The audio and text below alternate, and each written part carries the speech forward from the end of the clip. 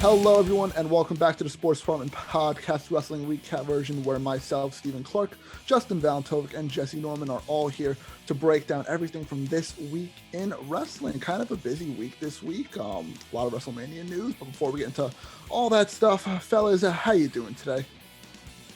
I'm good. Getting through the MCU. I was waiting to see if you would go first. I gave Jesse a little bit of a window, all 3 seconds of it. Didn't take advantage of it, so that's on him.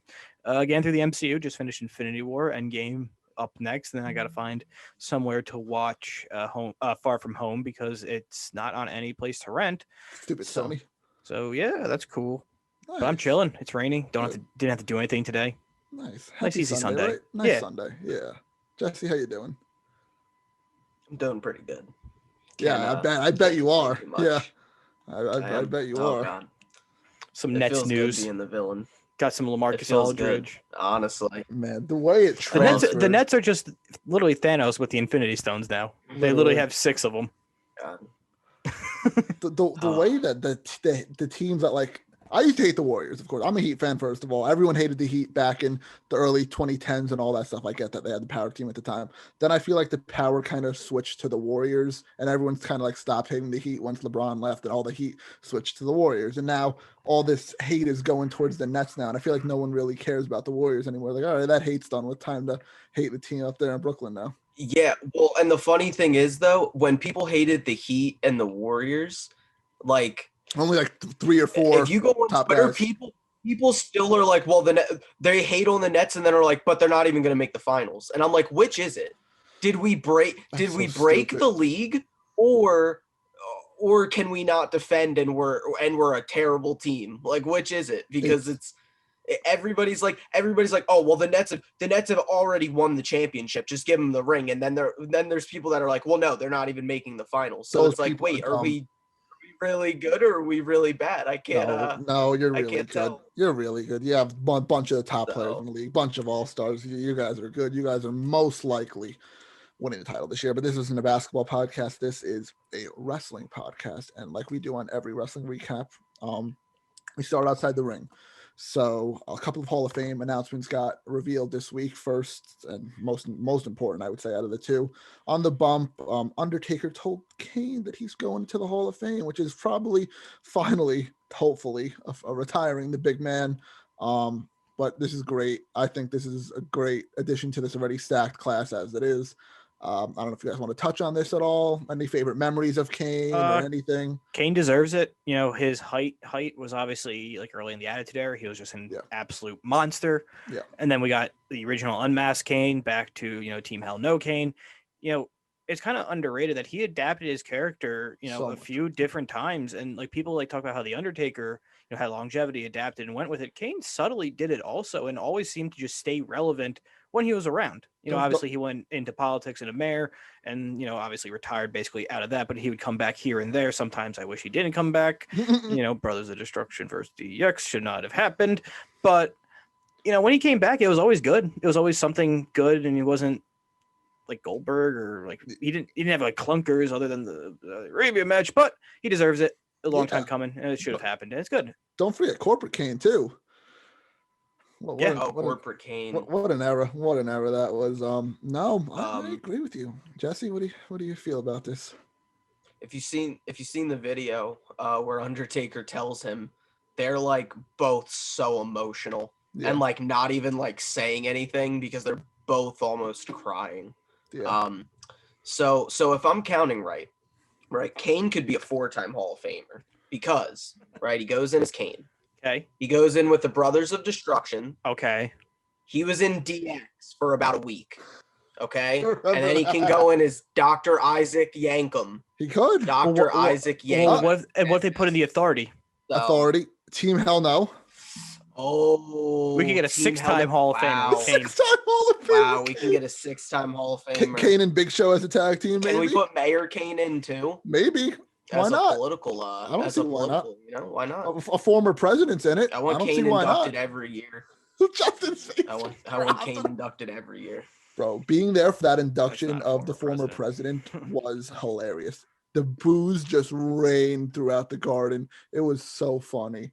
That was before he was president. That was before he was president. Yeah. It was not too popular back No, then. he was not, but that was funny. He just booed the whole time. Still wasn't popular in 2016. We know that. Electorally, he was, though. Allegedly. This isn't a podcast about why we should banish the electoral college, but I can do that later. We can do that another time. Anyways, congrats to Kane. That was revealed on the bump, so that's great. Like Jesse said with Undertaker, that was fantastic. On to another one. A little more controversial. A little stupid.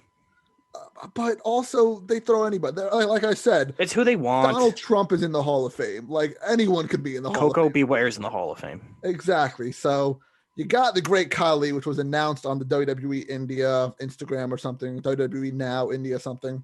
If you look back at his career, the Great Khali, he was just brought in for his height. Obviously, no wrestling skill whatsoever. He was supposed to be our generation's Andre almost. For the most part. But he was involved with a good storyline with Taker. He did take the World Heavyweight Championship at one point. He had his other runs and stuff, got eliminated by Beth Phoenix in the Royal Rumble, an iconic moment for Beth Phoenix. He's just been around, and he was just a solid big guy to always have around to squash somebody or to put someone over or something. And, congrats to him. When he was going through his world title picture, just literally squashing people's heads, that was kind of cool. But also, he gave us the Punjabi prison match, basically. Which a good old Jindy brought back, too. Yeah. I think it helps that when he was, running through the title scene, we were younger. We were very young. Yeah. So we didn't realize, how bad this guy actually was. John Cena gave him his best match by far. Oh, yeah, for sure. And that's honestly when he peaked. And then ever since then, do you guys remember the Punjabi Playboy gimmick? Oh, yes. Baby. Handsome fella right there. That was interesting. Yeah, no, that was it was bound to happen though, honestly, because we can kind of look through people from when we've been watching wrestling, and there are people who just fit the WWE Hall of Fame mold. Like Miz is going to go in, Ziggler's going to go in. Okay, well I think those guys deserve it a lot more. They've earned it. Well, no, I agree, but it's just everyone's eventually going to get in at this rate. Well, is Khali also an ambassador to them for India? He was big for the Indian market, so that's also it's kind of like how Yao got in because he was big for the Chinese market for basketball. Yao was also good. Yeah. Yeah, but anyways, he won the title in 2007, which when I was basically just becoming a fan in 2007. So I kind of just missed the Khali train with the world title and all that. But like we said, I guess he did. In SmackDown versus Raw 2007, they gave Khali his own weight class, ultra heavyweight. Ultra, yeah. I thought it was super. No, supers are the super was Big Show, Mark Henry, and those guys could lift up Khali, but regular heavyweights couldn't lift up. It was so Khali. funny. It was so funny. In those games, if you try to lift Khali with Mysterio, they'd hold their back as if they pulled something. Yeah. And then, there was a challenge. There was a challenge too in 2007 where you had to beat Khali as one of the divas, and it was ridiculously hard. I had to go. I remember I went in changed your move set, everything. It took so many tries. But Khali, it's a nice addition. Yeah. One or two last little things with him. I just remember how crappy the Mania 23 match was at Kane, but that's funny because it was two both going in the Hall of Fame. Two Hall of Famers. Yeah, two Hall of Famers is right, and then I just remember the midget Royal Rumble or the midget Battle Royal or whatever, where he just came in after that and just destroyed everybody after that, or destroyed Hornswoggle or whatever that was. But anyways, congrats to both of them, Hall of Famers. So that's exciting. I'm looking forward so much to his speech. I really want to know what he has to say about this induction. But on the topic of Hall of Fames, Batista put out a tweet or an Instagram post saying he had prior obligations and will not be allowed to attend or not be able to attend the Hall of Fame, which kind of stinks in a way. I guess he just can't take one day out of his busy schedule or a couple hours, but he's a movie star. He's Drax the Destroyer. He's doing other stuff. It sucks. That sucks. That's one of the childhood guys for us. That's one of the top guys in the mid 2000s to early 2010s that was on top of the company, and not being there for your own Hall of Fame induction. I get it's going to be different with COVID and all that stuff, but it still kind of sucks that he's. Yeah, they'll do it next year probably. So. Yeah, he said he wanted to do it in a future year. He still wanted to come back and everything. It'll happen for that. It'll happen. So that's all. Yeah. What are you gonna do? Did you guys see on Paul Heyman's Twitter where he's like, not saying who this is, but I just recorded the Hall of Fame video, and he was doing the Rob Van Dam thumbs. So expect that this week. Yeah, potentially Van Dam's going in. That's deserving. Yeah, I'm pretty sure it's me. A lot more ECW guys need to get in. A lot of those ECW originals. Dreamer needs to go in. Yeah. Well, once Dreamer's done with Impact, he'll probably go in. Yeah. But I can't believe he's still going. I know. Dreamer, Rhino. I think the Dudleys are in. Yeah, they went in. Taz isn't going to be in for a while. Taz is never going to go in, I don't think. Lance Storm should go in 100%. That's Sandman should go in. Sandman's not going in. Dreamer's only 50. Oh, he looks like he's like he walks like he's had 4 knee replacements. Lance Storm, someone who's underrated, should 100%. Storm works for the company. Yeah, and he's so underrated. Storm. I think if they were ever going to put in Storm, they should have done it when they didn't have fans, so that nobody could yell boring. Yeah. All right, let's continue with the news. NXT possibly moving to Tuesday nights after WrestleMania. Bleacher Report got sent out about that. Don't know if it's 100% true yet. Nothing's confirmed by WWE or any of their media sites right now. But this is a smart move. If you're asking me, this is a very, very smart move. You get more eyes on the product because a lot of people have to make a choice. They want to watch NXT or AEW or record one or watch one later on the network, and then people forget and all that stuff. So moving it to another night, I don't think they're losing the battle from. But that's what a lot of people are saying. I don't think that's true. A tactical retreat. Well, ratings wise, they have been 100%. Yes. They haven't won like a they handful haven't beat AEW in like a year. Yeah, no. Ratings wise, of course, but they're not. It's not like they're blowing them out of the water. It's usually still kind of couple hundred, like 100,000. They always lose by. Yeah. So, and they're kind of doing it naturally with Stand and Deliver being 2 nights, one on Tuesday, one on Wednesday, so they can just announce they're like, hey, we're staying on Tuesday night on USA. Yeah. You know? No, so I wouldn't be Its surprised. Impact is on Thursday. Yeah, they just moved. They're going back. They're going back to Thursdays. So you got wrestling every night of the week. If you really want to. Pretty much. That's insane. Every day of the middle of the week. And we know Justin is watching every single hour of every single wrestling show of the week. Yeah. Justin, when's 205 coming back? I thought it was still on. It is. Is it still on? Oh. It's on Fridays. They record it. The only episode of 205 Live I ever watched was the first one ever, and then never again. Yeah, they recorded, I think, Wednesdays after or before NXT, and then they air it right after SmackDown on the network or Peacock, whatever. Something like that. Yeah. Let's move on. Jesse brought this one to my attention. I saw it today on Twitter from Wrestle Talk saying that there's a rumor going around, not 100% this is true or not, that the higher ups in the company don't like the way Edge is looking lately. They're saying he's looking old, little scruffy. That's my dog's name, Scruffle. Is it really? Yeah, Scruffle. Yeah. Oh, wow. Yeah. Shout out to Scruffle for barking and coughing all the time. Anyways, Edge looking old. I don't see this as a problem. Do you guys see this as a problem? No, he looks better, honestly. It's cool to see him old.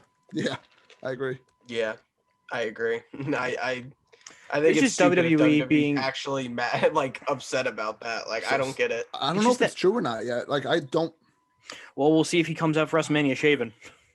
Honestly, we'll get to the whole WrestleMania thing with Edge, but that'd be cool if he's shaven. I think I don't know. He looks cool either way, though. Because it makes him look more desperate. More of his last run, the beard reminds me of. And then the shaven phase is actually what we've known for like majority of his career, I would say, basically all of his career. But whatever. We'll dive into that if it becomes more official and more rumors come out. But anyways, we're going to Peacock, and they have been editing the content and getting rid of all like the controversial and TV-14 stuff. So a lot of the ECW one night stand stuff I don't think is on there right now. A lot of the Attitude Era stuff. I thought it was just like the borderline racially and like that homophobic, too, insensitive stuff. Like they took out like Piper doing blackface, which should be gone. Yeah.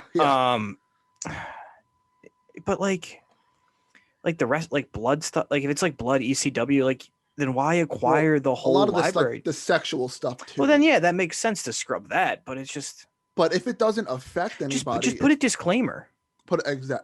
Beautiful. Yeah. Beautiful. Just put it in its own section of like Peacock. Like, hey, be aware of what you're watching. 18 plus. Yeah.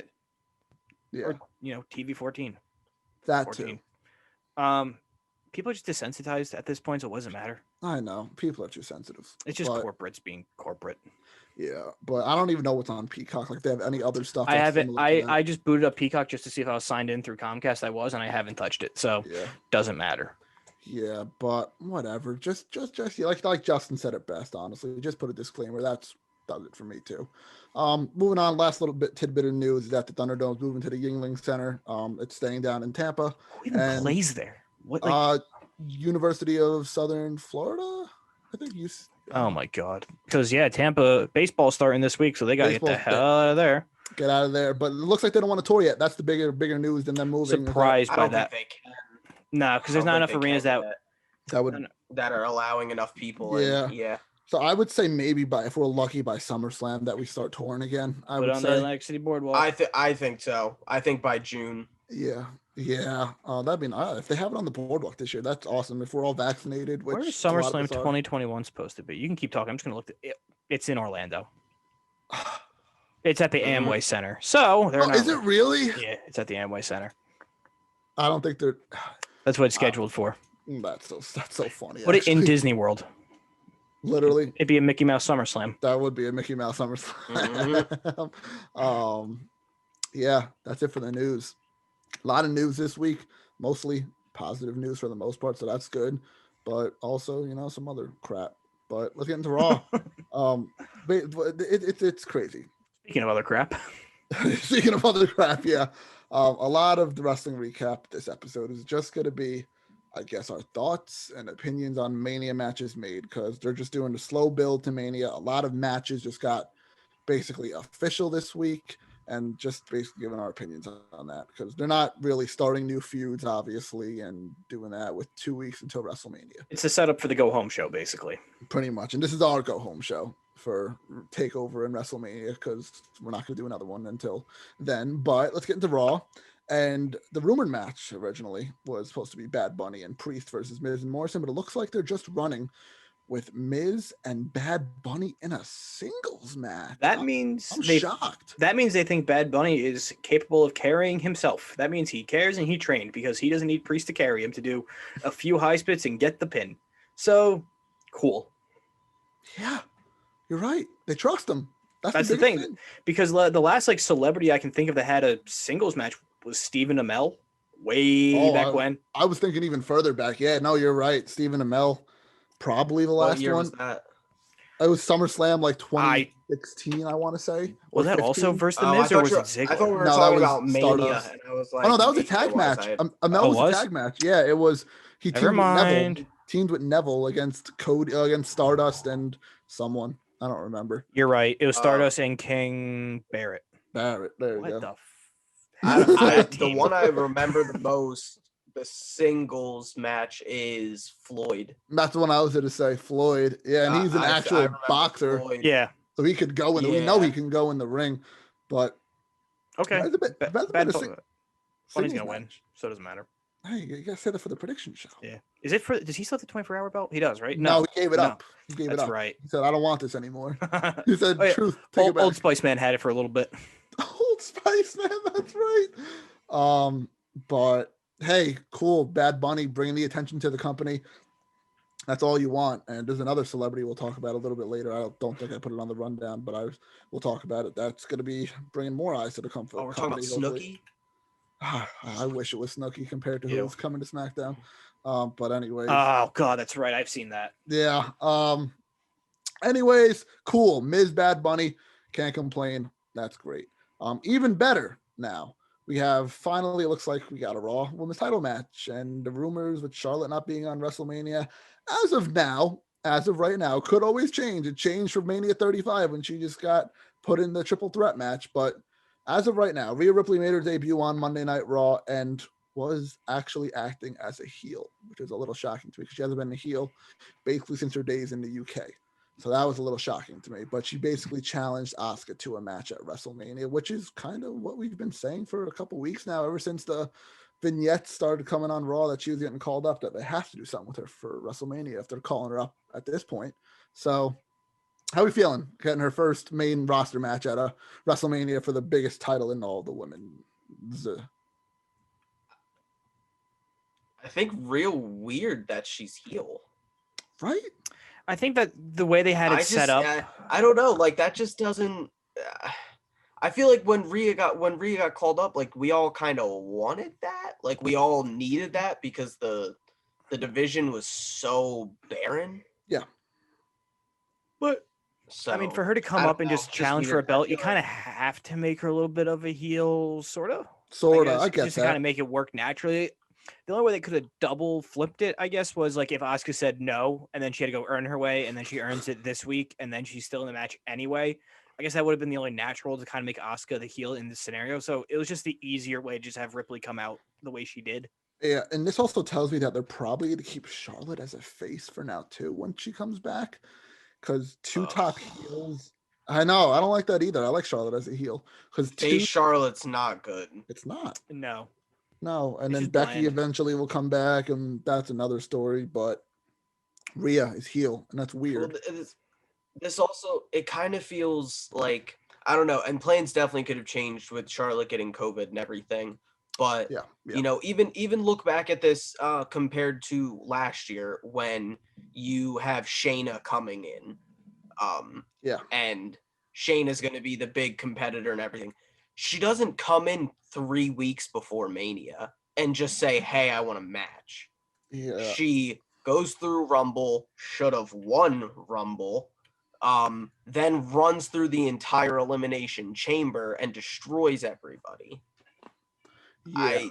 I just you waited 3 weeks until Mania was about to be here. You debut Ripley, and she just is like, "I want a match." See, it just feels like very thrown together. I think you're right. It is just thrown together because I think Auska and Charlotte was the original plan, and once the whole Andrade thing happened, and then she got COVID, it just kept spiraling out of control. Yeah, it's every year you need at least one match that's half-assed thrown together, and it just happens this is the one. I mean, it's going to be a great match. Phenomenal. Oh, no, it'll work out, but it's just this is the one that was haphazardly thrown together. Yes, and like I said, I think it was just a spiral effect. It was just the Andrade thing happened, and I think that was true that Charlotte would threaten to not be on WrestleMania and potentially leave the company if they didn't grant him his release.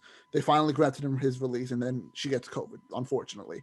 It just like they don't know if she's gonna be ready. There's not gonna be enough time to build the match. So I think Rhea was originally supposed to be on the Raw after Mania, but you gotta do what you gotta do. Now Charlotte will be on either the Raw after Mania or just attack the winner. Exactly. Show must go on.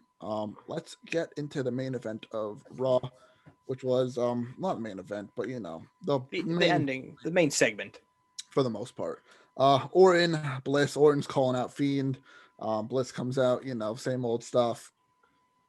Fiend comes out again, and Orton tries to set him on fire again. Fiend didn't move. Fiend just basically attacks him, showing that I'm the guy. And that match is official for Mania 2 now. So that's also a night 2 match. That's gonna have a stipulation, you think, right? A lot of these matches need stipulation. There's too many one-on-one singles matches for WrestleMania that don't have stipulations. Especially with it being a 2-night thing, it could really lose interest. Like that's why kind of like WrestleMania last year worked to an extent because almost everything was a stipulation match. So something, the ADD and everyone or cinematic or something. Yeah. So at least the minimal like attention span for people was constantly being rebooted. So that's kind of what they need for this one, especially since it'll be in front of people. So they'll really need some pacing and just high spots to get things going. Yeah. No, I agree. There's just too many singles matches so far. I mean, we're still 2 weeks out, so they have a couple of shows to add stips and all that stuff, but as of now, there's a lot of one-on-one matches, which does get boring, like you said. But Fiend and Orton's official, and we have to talk about the ongoing rumor on the internet that I don't think's true, but I want to get your takes on it.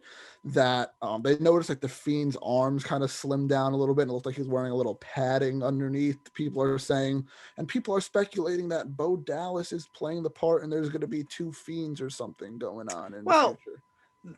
I said on kind of like the last podcast where his hands looked like oven mitts, like rubber oven mitts. Yeah. And that could have just been like the prosthetics, to make it look burnt. Yeah. But I wouldn't be surprised if they did pull something where it's multiple Fiends just to kind of take the psychological mind game up a notch. And I don't want them to continuously run with it, but, a one-off in WrestleMania would be cool to see.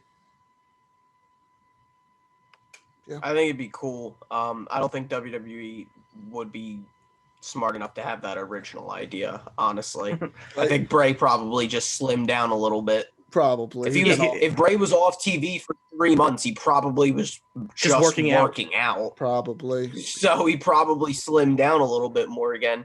Because we've seen with Bray where he comes back very slim, and then when he starts doing the schedule and everything again, he, gets a little heavier because of the constant, being there. So it wouldn't surprise me if he just, went home for 3 months and just worked out most of the time. No, I 100% agree. I'm not buying the rumor right now. Did a muscle man dance. I'm not buying it right now, but if that does become a stable in the future with Bo, Bray, and Alexa, I'm all in for that. All in for that.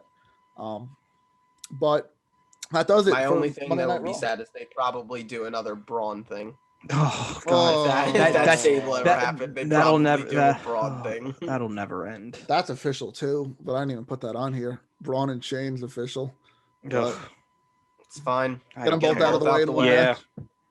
That would be cool with a stip. That one needs a stipulation. Little cult of fiend almost. Oh, it'll be falls count anywhere. Fine. Or something like that. That match wasn't bad at Mania. Miz and Shane. Well, that wasn't bad. Falls count anywhere. No, it was not bad. No, I bet Braun Shane will be kind of fun. Braun will probably throw Shane off something. He better throw him off the boat. Shane's jumping off the boat. I don't want him to go through the boat. I still want Kevin Owens. Kevin Owens still wants to jump off the boat, and he has a match. We're getting two boat spots. I'm with it. That's cool. All right. Yeah. NXT. A pirate ship match. A pirate ship match. Oh, we would only have 10 minutes left already? Yeah, a lot of yammering. Oh, man. Should we just cut this off really quickly? And want to do that? No. Is NXT a lot? No. All right, let's get through it. I think we can get through it. Go through NXT and then see where we're at. Danny Burch is injured. That sucks. They didn't do much of the tag team titles. So what are you going to do? So they have to vacate the titles, and announced for NXT TakeOver Stand and Deliver Night 1. It will be for the vacant titles, MSK, Grizzled Young Vets, and Legado del Fantasma. I'm excited for this. I'm very excited for this. Yeah, that'd be really cool. Really cool. TakeOver's looking really, really. And I think you put it as a tornado tag match, right? No. Legado, I just read that as tornado. Dyslexia. Dyslexia. They're gonna do a lot of flying around, both teams. So that's gonna be very cool. Yeah. I'm all in for it. I don't think there's much to discuss about that. And now we have to talk about what they're doing for the North American title, because the road to that match against Johnny Gargano starts actually this Wednesday, and it's a little tricky. First of all, they're having a battle royal. 1, 2, 3, 4, 5, 6, 7, 8, 9, 10, 12 men in this battle royal, and the last remaining 5 or 6 of those men in that battle royal get to be in a gauntlet eliminator on night 1 of Stand and Deliver.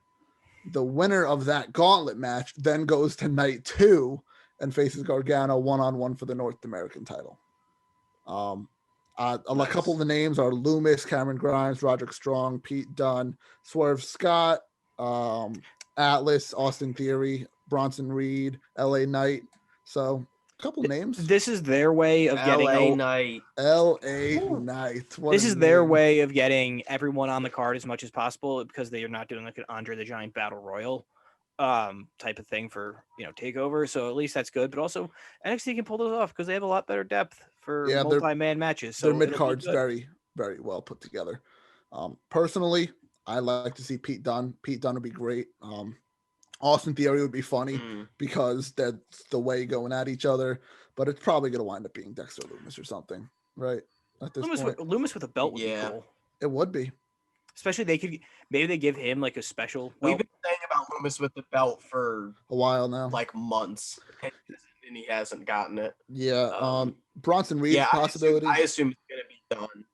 It's going to be done just because he's going to need to be on the card They're gonna pull the old. If they're doing switcheroo. 2 nights, he's got to be on the card somewhere. Yeah, because he's not getting the UK title picture because it got announced also that Walter and Ciampa are fighting over the UK title. Watch them have a British guy insane. win the British guy win the North American, and then an American win the UK title.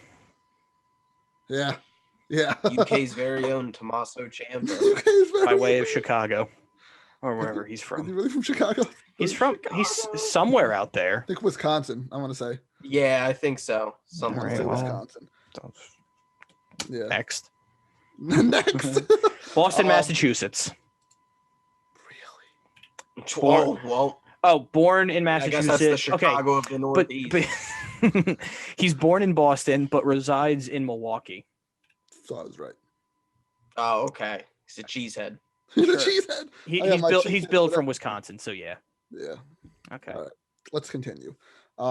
Devlin and Escobar. Devlin showed up from the UK the last week or so.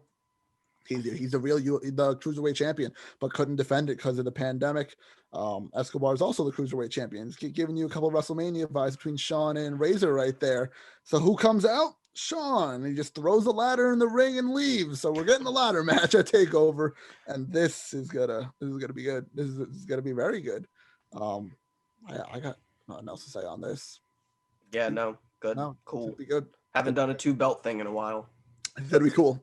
That'd be very cool. Last one was the Intercontinental. Was it? When was that? Sammy and oh, you're right. AJ? Oh yeah, that triple threat. I was thinking Punk and Cena. Oh wow. Yeah, a major belt. Yeah, that's cool. All for it. Cole and O'Reilly feud starting to get a little spicy now. They had their contract signing. Just heated words, and I think this is an unsanctioned match for TakeOver too. So this is going to be possibly They'll match be of the fighting whole in week. jeans. Think so? Is what it means, because unsanctioned means no ring gear. Yeah, and O'Reilly's been showing up in this like skater boy type outfit too. I've got money on this having the best video package. Oh, absolutely. Yeah, this video package. If you ever remember, go back and watch the video package from TakeOver New Orleans between Gargano and Ciampa. One of the greatest video packages of all time.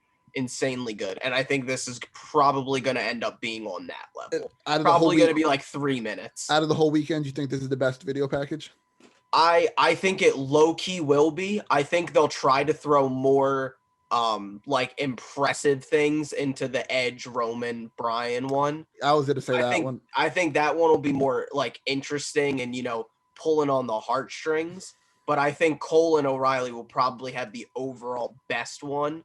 That's just going to be the most interesting. Yeah. No, that does it for NXT. And should we start a new one? Yeah. Unless you want to go through real quick with 4 minutes, quick hits. Mm-hmm. Well, 2 minutes. Actually, yeah, I could. Cruz and Big E at Mania. We're getting a rematch there. Makes sense. Not much to talk about. That'd be great if Cruz wins that, but we're not here for predictions yet. Rollins and Cesaro. We saw this coming. I called it. Much to talk about here again. Another one, not much to talk about. The feud that just brewed over the last couple of weeks. But honestly, very cool. We're getting this match at WrestleMania, if you ask me. Yeah, Owens and Zayn are break glass if you need a good match, and they need good matches for 2 nights WrestleMania. So I'm all for it, and he's jumping off the boat. Exactly. Just the story of these two. They can always go back to it because it'll never be resolved. Yeah, because like they came up together. They were in Ring of Honor together, NXT together, got called up practically the same time. They mirrored each other's careers, and it's cool to get a one-on-one match with no ladders. I mean, no other people in the match and all that. And this is the main thing on SmackDown.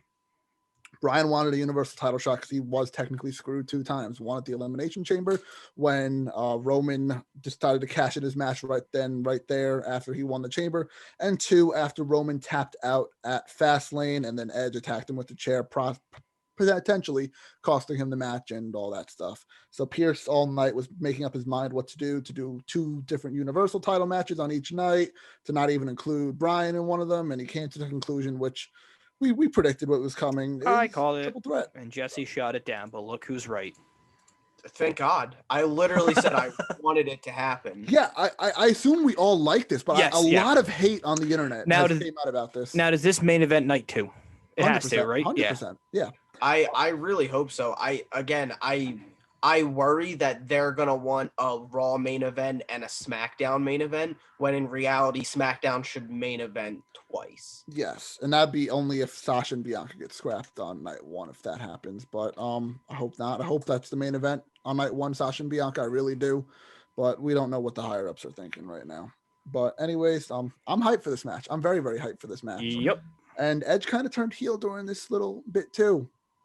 Yeah, which is interesting because, like, if you're going in with Bryan as the only face, I feel like Bryan has the going in wise, leading up to this, you would definitely think Bryan is number 3. Roman's dominated the whole division.